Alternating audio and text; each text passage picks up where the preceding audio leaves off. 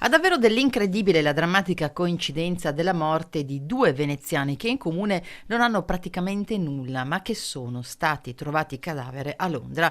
È successo di nuovo, la capitale del Regno Unito ha drammaticamente segnato anche la vita di un giovanissimo cameriere del Lido di Venezia, trovato morto nel suo alloggio di servizio nel pieno centro di Londra. È finita così tragicamente in modo brusco e inatteso la vita di Andrea Boccanegra, che da metà agosto, quindi da poco più di un mese, si era trasferito a Londra in cerca di fortuna, di lavoro, ma anche di nuove esperienze utili per il suo futuro. Un futuro cancellato in tragiche circostanze che ora sono tutte da appurare. Un'avventura che era cominciata nel migliore dei modi per il giovane cameriere, che appena arrivato a Londra era subito stato assunto in un prestigioso ristorante, lo Skylon, locale piuttosto rinomato sul Tamigi, vicino alla ruota panoramica.